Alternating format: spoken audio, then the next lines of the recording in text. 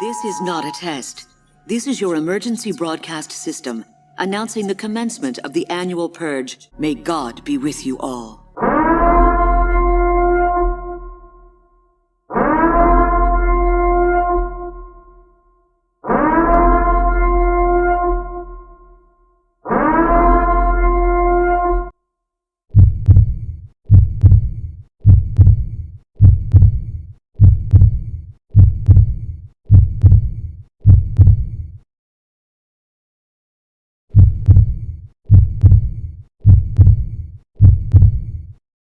Congratulations.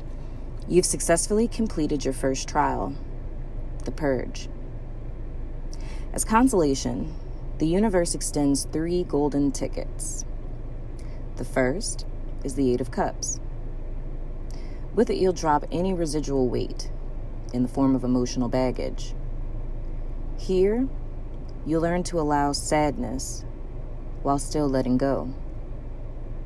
Just around the bend lies the river Styx.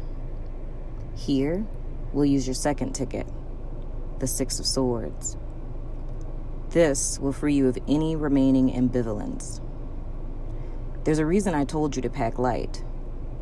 On the other side, we still have a ways to climb, and we must do so before the fullest moonlight tonight. Now we return to the land of the living. But before we do, we first must face justice. Mayat. Tonight, we have a ceremony in honor of you. A ceremony in which we will weigh your heart. Will it be light as a feather or stiff as a board? Before we continue on our journey, let's get a few preliminary things out of the way. Let's put this entire experience in context. So, today is March 20th.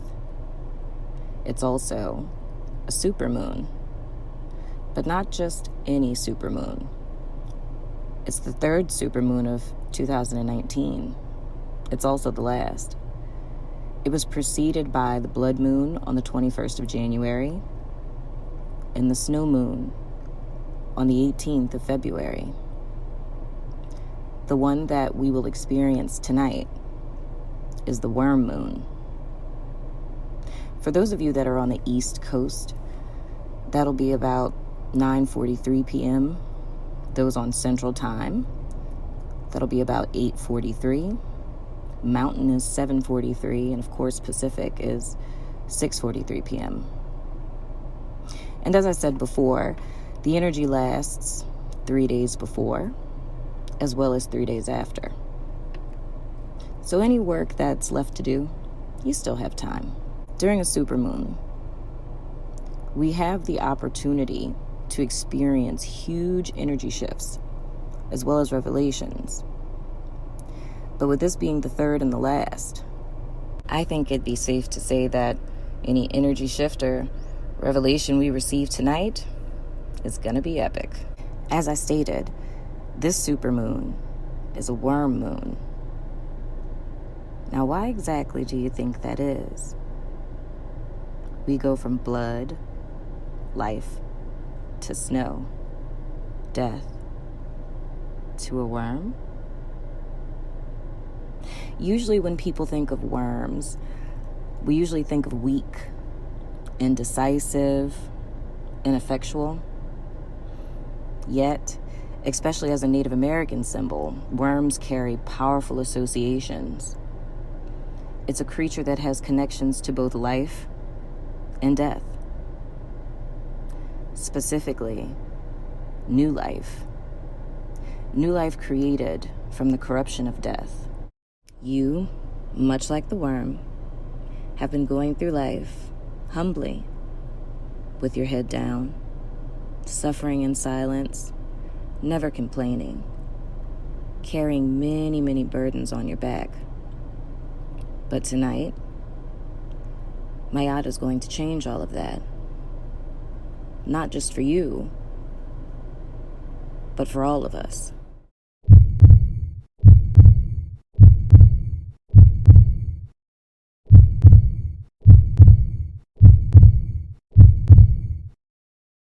Card number 4, Justice. You will enter the hall of judgment, and you will be required to give a truthful account. Don't fret. Her judgment is fair. She will balance all, not in favor of status, money, vanity, or popularity, only by the truth. The same truth that illuminates us all. Tonight, Mayat will weigh your heart, light as a feather or stiff as a board. In the Inferno, specifically, in our 9th circle, you've been given the opportunity to see where you fall short. Is it lust? Gluttony? Greed? Maybe a little pride? But tonight you'll find under the full moon, you'll find and confront its source, and you'll get a chance to make it right. Yet it's time to use your last ticket. Those tickets are your clarifiers, by the way. That ticket is the 3 of Swords. What is your mind weighing heavy on your heart? Before we approach and prostrate before the throne, we must take these swords out. The first is past regrets. The second, present expectations. And the third, fears of the future. It's time. Now, we enter the Hall of Judgment. Mayat stands. As she begins to speak, a deafening silence consumes the room. She says, I must first tell you a story before I allow each of you to give your account. She continues. Once a many year ago, in the kingdom by the sea. Okay, I'm just kidding. But really, many, many years ago, centuries even, humanity made the decision to exile the divine feminine in favor of the divine masculine. We know this now today as the patriarchy. Now, even till today, you, all of you, pay the price of this, the imbalance and the injustice. It is why you stand before me today. Those feminine qualities of mercy and compassion seem now to be a distant memory. But it is also the 2 qualities upon which the future of your world rests. It's the last hope. Now, as you all know, I'm not suggesting that, as you all say, smash the patriarchy, but rather for the 2 to unite. Balanced. A world where neither masculine nor feminine dominate. This is the only way to heal your wounds, to heal each other, yourselves, the world. What you are is what you reflect into the world. Your world is imbalanced because the self is imbalanced. But today, here, under the beauty of the full moon, all of that is about to change. If you all are ready, we can begin.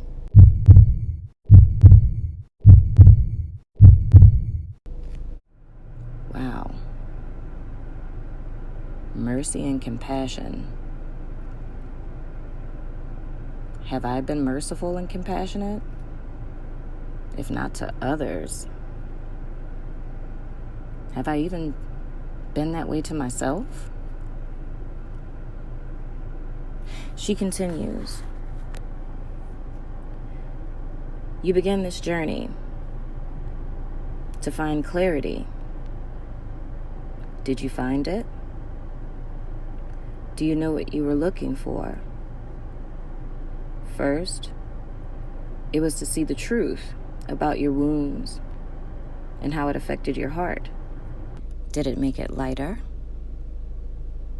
or heavier? In your mind, too. The goal is to gain mental clarity.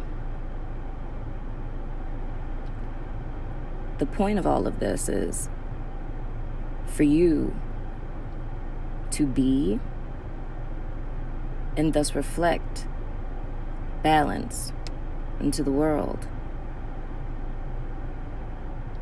That is thus how the balanced world would come into being.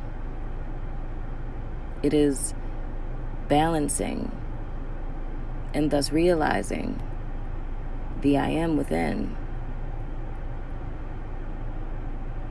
I'm not here to test you, nor condemn you away, only to help you see how far you've fallen away.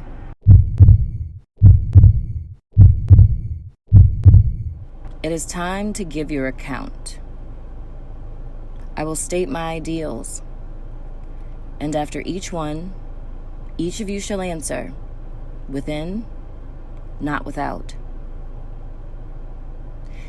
If the statement that I make is true, say I am. If it is not, say I am not. Are you ready? Let's begin. I honor virtue. I benefit with gratitude. I am peaceful. I respect the property of others. I affirm that all life is sacred. I give offerings that are genuine. I live in truth. I regard all altars with respect. I speak with sincerity. I consume only my fair share. I offer words of good intent. I relate in peace. I honor animals with reverence. I can be trusted. I care for the earth. I keep my own counsel. I speak positively of others. I remain in balance with my emotions. I am trustful in my relationships. I hold purity in high esteem. I spread joy. I do the best I can. I communicate with compassion. I listen to opposing opinions. I create harmony. I invoke laughter. I am open to love in various forms. I am forgiving. I am kind. I act respectfully of others. I am accepting. I follow my inner guidance. I converse with awareness. I do good. I give blessings. I keep the waters pure. I speak with good intent. I praise the goddess and the god. I am humble. I achieve with integrity. I advance through my own abilities. I embrace the all.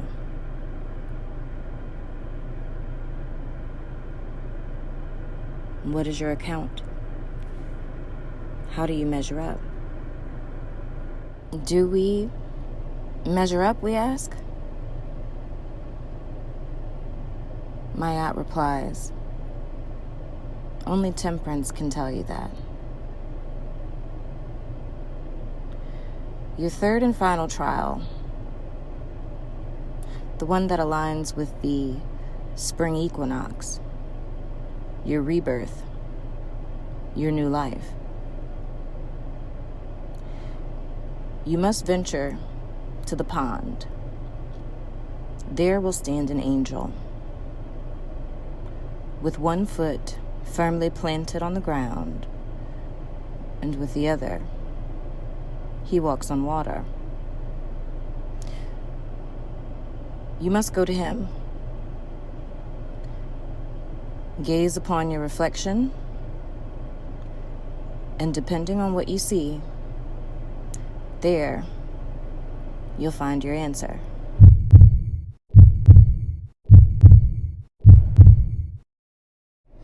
Before we set off on the last leg of our journey, let's recap.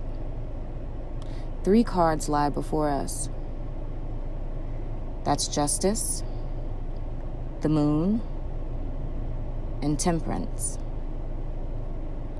The Moon seems to be what lies between us and our spring. Like the Moon card, we will now see why the woman meets a crayfish at the end of her path. As we walk through the valley of the shadow of death, with our instincts howling like wolves at the full moon, we still will fear no evil. We will see what really lies in that pool. Can you guess? I'll give you one. It's you. Your shell. It's strong enough to sustain the soft life inside of you, that soft heart of yours. Yet, it's weak enough to let what's out in and what's in out. As we approach the pond, we see the angel, 1 foot firmly planted on the ground. With the other, he walks on water. He beckons us all. Gaze deeply, for this is your primordial mother. After all, when you gaze into the abyss gazes back into you. What you see in this pool is you. It is your truth. It is also something that must be sacrificed. This is your key forward. Whatever you see in this pool must be given to me in exchange for the heart of grace. Are you looking?